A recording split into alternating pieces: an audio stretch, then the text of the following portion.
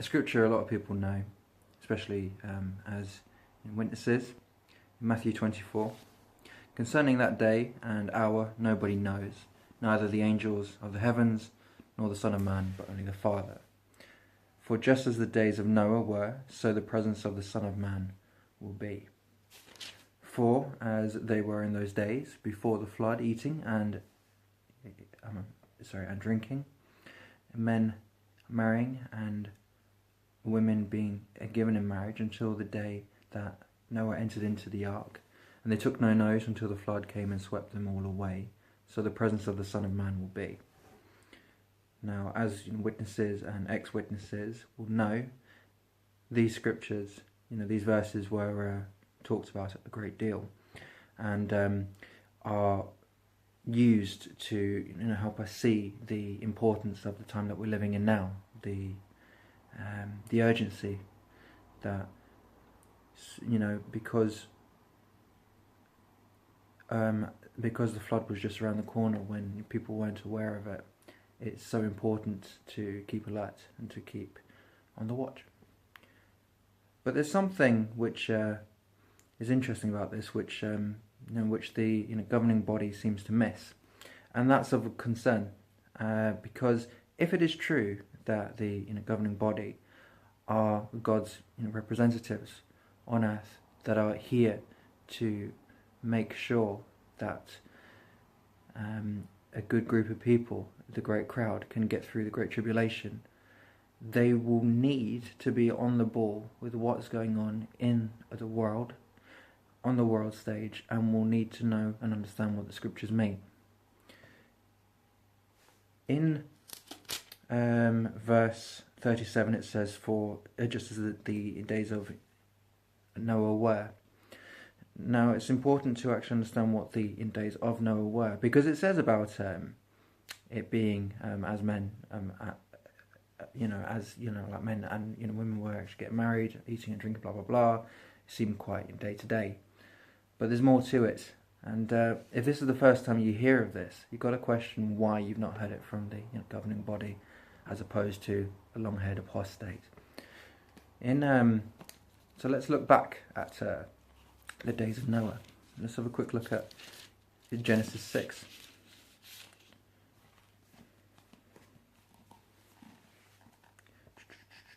So we know about the Nephilim, but do we? We need to know more about what they were actually doing. 6 verse 2, let's start. The sons of the true God, obviously the angels, began to notice that the daughters of men were beautiful. So they began taking as wives all whom they chose. Then Jehovah said, my spirit will not tolerate man indefinitely, because he is only flesh. Which doesn't make a great deal of sense, but okay. There must be more to it. There must be some sort of explanation. Accordingly, his days amount to 120 years. The Nephilim were on the earth in those days and afterward. During that time, the sons of the true God continued to have relations with the daughters of men, and these bore sons to them.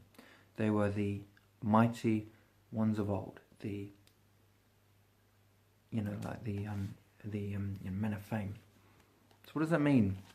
Well, like the Nephilim were a type of hybrid, and this was the days of Noah. This is what Noah had to contend with while before the flood. So if it's saying that this is what happened, why is the organisation of Jehovah's Witnesses not being encouraged to look at what is going on in terms of, are there any kind of hybrids? Are there any kind of spiritual entities? Are there any kind of spiritual entities in physical bodies doing what the angels were said to have done then? In chapter 6 and verse 13, after that God said to Noah, I have decided to put an end to all flesh. And this is why. Because the earth is full of violence on account of them. It's interesting that he doesn't say just to humans, because the animals were killed as well. Why? The interesting thing is that it doesn't say why, it doesn't explain it, but neither does the governing body.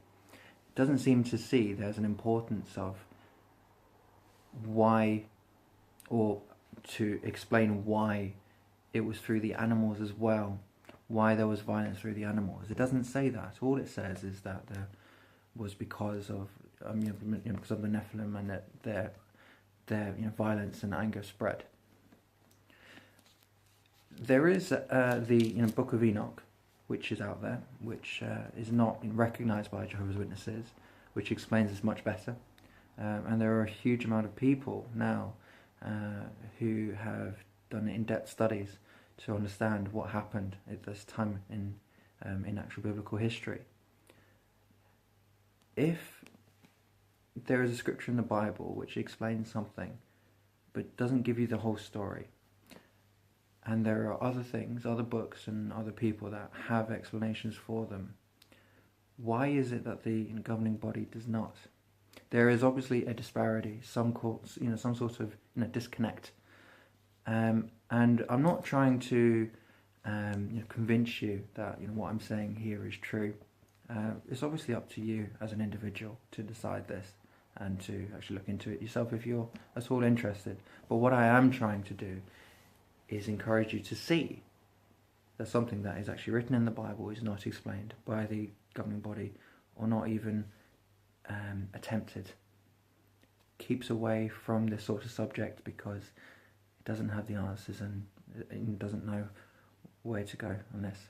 As do a lot of churches. They don't touch the subject. They don't touch the whole Genesis 6 experiment. They don't go anywhere near it for good reason, because they don't know and don't understand. And the consequences of understanding it are huge.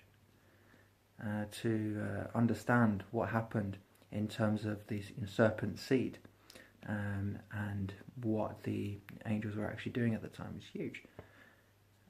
So it's pretty important to look into it. So anyway, the actual point being is if your leaders are not on this, it means that they're not awake.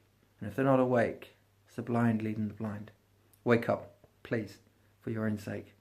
At the end of the day, we all stand before God for our own actions.